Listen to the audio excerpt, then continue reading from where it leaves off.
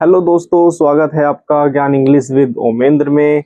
और आप सभी को नमस्कार, स्वागत है आपका, बहुत बहुत स्वागत है ज्ञान English with Omendra YouTube channel में। ठीक है, और आज आपके लिए हम टीजीटी, है ना, जो आपका उत्तर प्रदेश का टीजीटी एग्जाम होने वाला है दिसंबर में, उसका एक बहुत इंपॉर्टेंट टॉपिक है ओथेलो।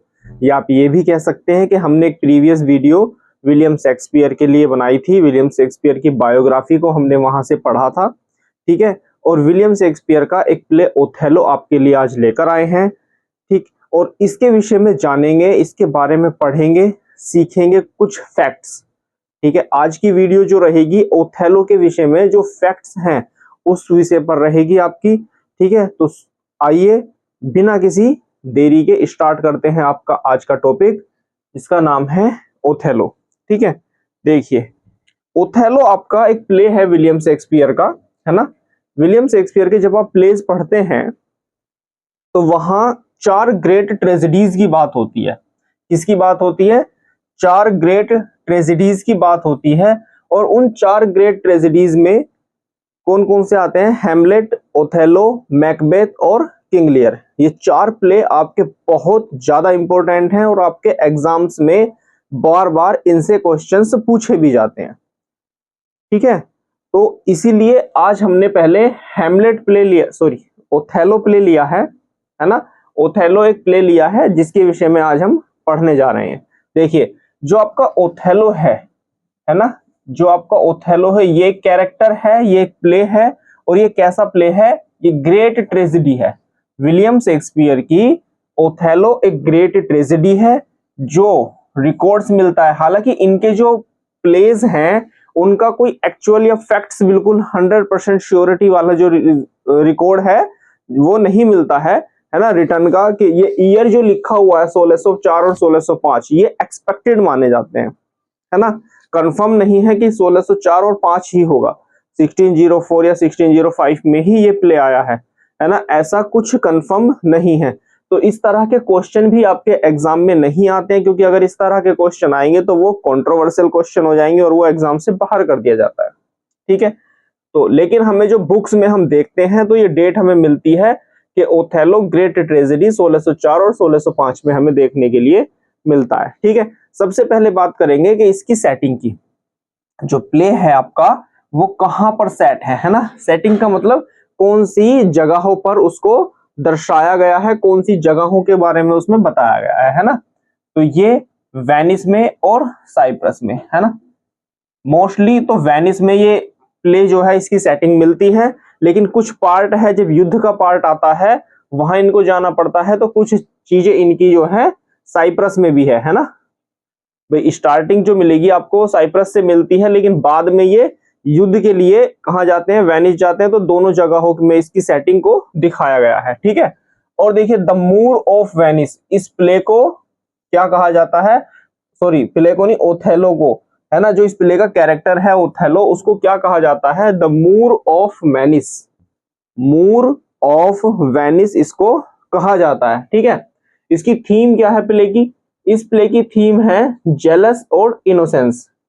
ठीक है, आप देखेंगे जब आप प्ले पढ़ेंगे, जब आप प्ले की समरी जानेंगे हमारे साथ, तो वहां देखेंगे कि इयागो किस तरह से जेलसी करता है ओथेलो से। ठीक है, तो ये तो आपको जेलसी का एग्जांपल मिल जाएगा। ठीक है, और इनोसेंस, इनोसेंस देखेंगे आप डेस्डेमोना की, है ना। वो कितनी ज्यादा इनोसेंट इस प्ले में दिखाया गया है, दर्शाया गया है कि इनोसेंस जो है वो किस तरह से परफॉर्म की गई है बाय डेस्डेमोना। ठीक है, देखिए इसकी फर्स्ट परफॉर्मेंस आपको मिलती है, फर्स्ट परफॉर्मेंस, क्योंकि जो इस टाइम के प्ले हैं, है ना, विलियम शेक्सपियर के जो प्लेज हैं इस टाइम के, वो सभी क्या होते हैं? वो सभी परफॉर्म किए जाते थे, है ना। जैसे थिएटर होता है, थिएटर में सभी प्ले परफॉर्म किए जाते थे। आजकल तो थिएटर का जमाना नहीं रह गया, आजकल तो मूवीज का एक ट्रेंड है ना। तो उस पुराने समय में क्या होता था? एक स्टेज होती थी और उस स्टेज पर पूरा एक थिएटर की तरह ही पूरा वो होता था, है ना, लेकिन उसमें सामने स्टेज होती थी, कुछ कैरेक्टर्स होते थे, या हम ये कह सकते हैं कंपनियां होती थी, पूरा के पूरे ग्रुप्स होते थे जो प्ले को परफॉर्म किया करते थे। ठीक है, तो आपका फर्स्ट परफॉर्मेंस ओथेलो की मिलती है हमें व्हाइट हॉल पैलेस में, है ना। ये थिएटर का नाम है व्हाइट हॉल पैलेस। और कब मिलती है? 1 नवंबर 1604, 1 नवंबर 1604, 1 नवंबर 1604 को व्हाइट हॉल पैलेस में ओथेलो प्ले की परफॉर्मेंस हमें मिलती है। ठीक है, और किसने किया था performance? Kings Majesty's players company. ठीक है, किंग्स मैजेस्टी जो थे इनके, ये प्लेयर कंपनी है ना, प्लेयर कंपनी है जिसका नाम है किंग्स मैजेस्टीज। ठीक है, तो इस कंपनी ने व्हाइट हॉल पैलेस में 1 नवंबर 1604 को ओथेलो को पहली बार परफॉर्मेंस दिया था। ठीक है, अब बात आई फर्स्ट परफॉर्मेंस की। ठीक है, बात आई फर्स्ट परफॉर्मेंस की, तो भैया इसकी परफॉर्मेंस ऐसा नहीं हो सकता विलियम शेक्सपियर का प्ले हो और ग्लोब थिएटर में परफॉर्म ना किया जाए, है ना, क्योंकि ग्लोब थिएटर को एज अ ओनर किसने अडॉप्ट किया था? विलियम शेक्सपियर ने, शेयरिंग था उनका, है ना। तो इसको परफॉर्म किया गया था ग्लोब थिएटर में, कब किया गया था? 10 अप्रैल 1610 में। ठीक है, 10 अप्रैल 1610 में। यहाँ देखो 1604 में पहली परफॉर्मेंस मिलती है व्हाइट हॉल पैलेस में किंग मैजेस्टी प्लेयर्स कंपनी के द्वारा। ठीक है, और 10 अप्रैल 1610 को ग्लोब थिएटर में इसकी परफॉर्मेंस मिलती है। ठीक है, इसके बीच में भी परफॉर्मेंस हुआ होगा लेकिन उसका कोई ऑथेंटिक रिकॉर्ड नहीं मिलता है। ठीक है, तो आपको फर्स्ट परफॉर्मेंस याद रखनी है और ग्लोब थिएटर में जो आपकी परफॉर्मेंस हुई है वो आपको याद रखनी है। ठीक है, अब आइए बात फर्स्ट पब्लिकेशन कब हुआ है इसका। भाई जब कोई भी प्ले या कोई भी वर्क आएगा तो उसका पहली बार वो पब्लिश कब हुआ था वो इंपॉर्टेंट है। तो पहली बार ये पब्लिश हुआ था क्वार्टो वर्जन में, है ना, 1622 में क्वार्टो वर्जन में पब्लिश हुआ था। और ये किया था किसने? थॉमस वॉल्की ने। ठीक है, तो पहली बार पब्लिश ओथेलो प्ले को पब्लिश क्वार्टो वर्जन में 1622 में पब्लिश किया गया था और ये थॉमस वॉल्की ने किया था। क्वेश्चन आपका आ सकता है, इंपॉर्टेंट है। ठीक है, कि first publication of Othello is done by, है ना, या फर्स्ट पब्लिशर का नाम आपसे पूछ लिया जाता है, आपसे ईयर पूछ लिया जाएगा कौन से ईयर में पब्लिश किया था। ठीक है, तो याद रखेंगे क्वार्टो वर्जन में हुआ है। ठीक है, याद रखेंगे क्वार्टो वर्जन में।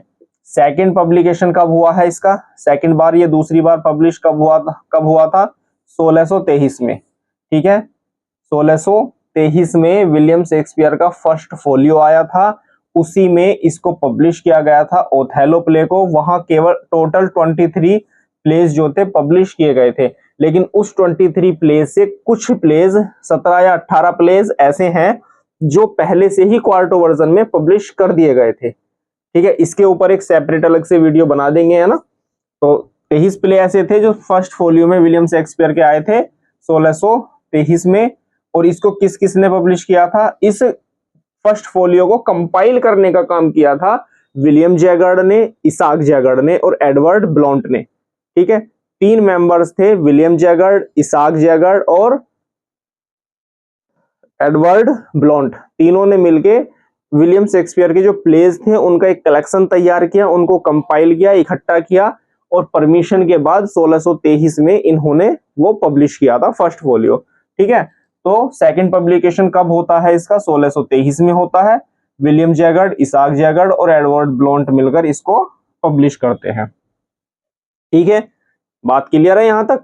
अब आइए इस प्ले का विलन कैरेक्टर। जब आपकी ट्रेजेडी है तो ट्रेजेडी बिना विलेनियस कैरेक्टर तो हो ही नहीं सकती, विलन कैरेक्टर तो बहुत जरूरी है होना। तो ये काम कौन करता है इस प्ले में? इयागो। और कम से कम 3 से 4 बार आपका रिपीटेड क्वेश्चन है टीजीटी के एग्जाम में, है ना, टीजीटी के एग्जाम में रिपीटेड क्वेश्चन है, who was the villain of Othello. ठीक है, तो विलन ओथेलो प्ले का विलन कौन है? इयागो है। ठीक है, इतनी बात समझ आ गई आपको? ठीक है ना। अब देखिए, अब इस प्ले के लिए टाइटल एक यूज किया जाता है। कभी कभी आपको टीजीटी में तो शायद क्वेश्चन नहीं पूछा गया है, लेकिन अपर लेवल एग्जाम्स में आपके नेट में पूछा गया है क्वेश्चन कि डबल टाइम या short and long play, short and long play या डबल टाइम जो है वर्ड, ये किस प्ले के लिए यूज किया गया है? तो ये भी ओथेलो के लिए यूज किया जाता है टाइटल, डबल टाइम और शॉर्ट एंड लॉन्ग प्ले। ठीक है, एक वर्क है हेकोटिमिथी, है ना, हेकोटोमिथी, एक वर्क है हेकोटोमिथी बाय गेराल्डी सिंथियो। गेराल्डी सिंथियो का वर्क है हेकोटोमिथी। ठीक है, और ये सोर्स है, किस चीज का सोर्स है आपका, जो डेस्डेमोना आपका कैरेक्टर है प्ले के अंदर, उस प्ले का ये सोर्स माना जाता है, उस कैरेक्टर का ये सोर्स माना जाता है। क्या, हेकोटेमिथी गेराल्डी बाय सिंथियो। हेकोटेमिथी वर्क है, गेराल्डी सिंथियो इसके राइटर हैं, और इनका जो वर्क है इसको सोर्स माना जाता है डेस्डेमोना का, ओथेलो के अंदर जो कैरेक्टर है उस कैरेक्टर को। विलियम शेक्सपियर ने डेस्डेमोना कैरेक्टर को इस प्लेस को पढ़कर, हेकोटेमिथी प्ले को पढ़कर डेस्डेमोना के कैरेक्टर को यहाँ लिया है, यहाँ लिखा है। ठीक है, अब बात करते हैं किसकी, ओथेलो के कैरेक्टर की। ओथेलो का कैरेक्टर कहां से लिया है, the geographical history of Africa by Johns Leo Africanus. ठीक है, एक वर्क है the geographical history of Africa, और इसके राइटर कौन है, जॉन्स लियो अफ्रीकन्स। ठीक है, ये जो इनका वर्क है जियोग्राफिकल हिस्ट्री ऑफ अफ्रीका, यहां से सोर्स लिया गया है किस चीज का, ओथेलो के कैरेक्टर का। ठीक है, ओथेलो के कैरेक्टर का सोर्स कहां से लिया गया है, जियोग्राफिकल हिस्ट्री ऑफ अफ्रीका। ठीक, और डेस्डेमोना का कहां से लिया गया है, हेकोटेमिथी बाय गेराल्डी सिंथियो। ठीक, ये एक फैक्ट्स थे विलियम शेक्सपियर के प्ले ओथेलो के विषय में। ठीक है, बहुत ज्यादा इंपॉर्टेंट फैक्ट्स है और यहां से आपका क्वेश्चन पूछा जाता है 100%।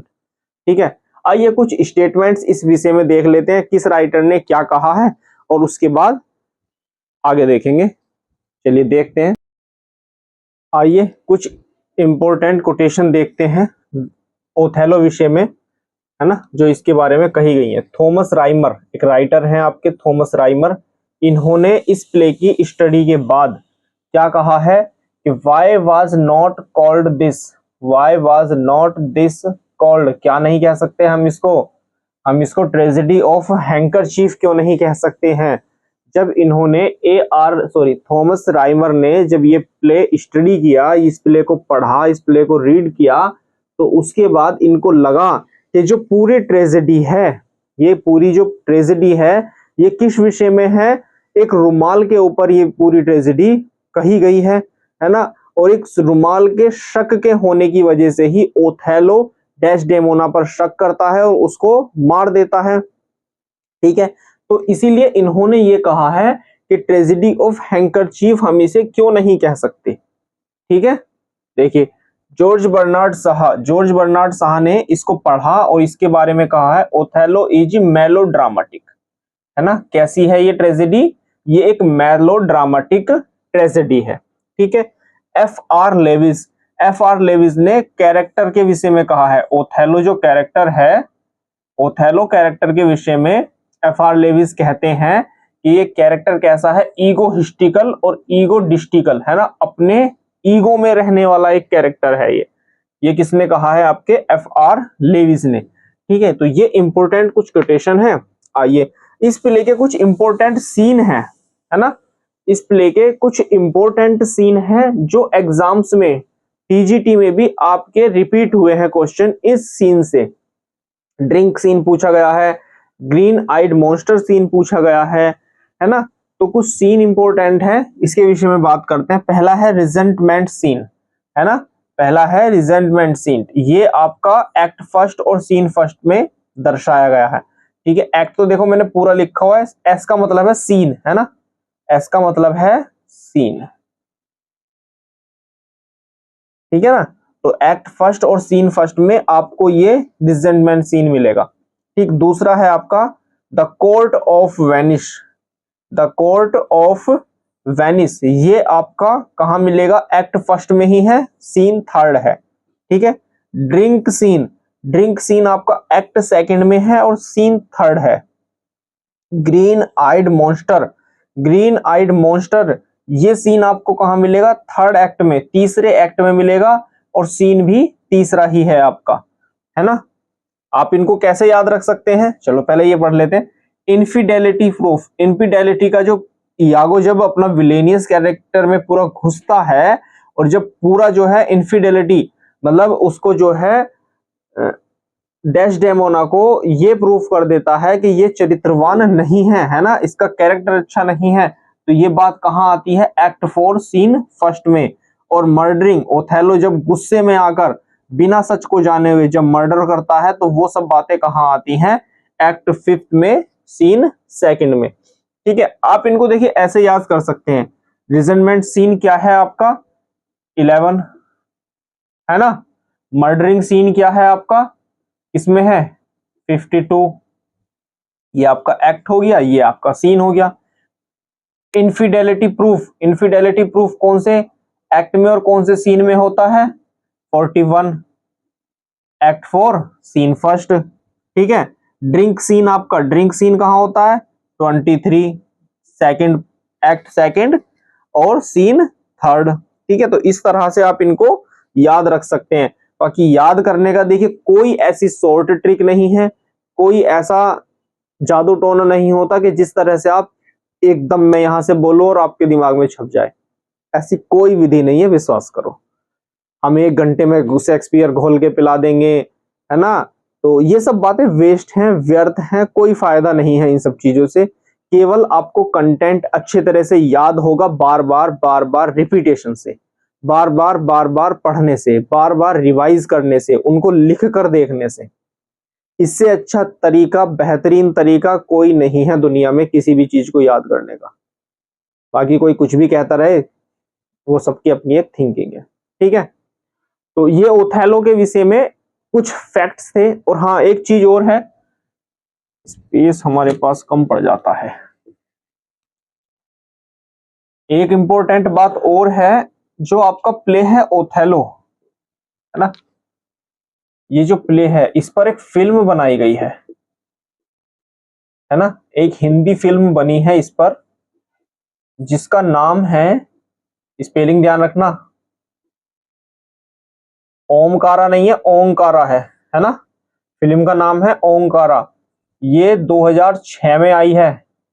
जिसको ओथेलो प्ले समझना है वो इस 2006 में आई ओंकारा फिल्म को देख लीजिए, ओथेलो प्ले अच्छे तरह से समझ में आ जाएगा।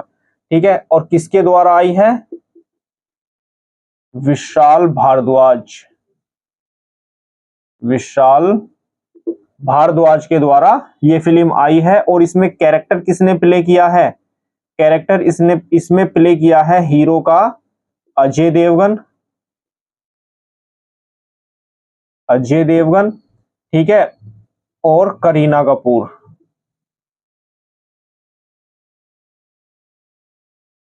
ठीक है, तो इसमें कैरेक्टर किसने प्ले किए हैं? ओथेलो का कैरेक्टर प्ले किया है अजय देवगन ने, और करीना कपूर डेस्डेमोना।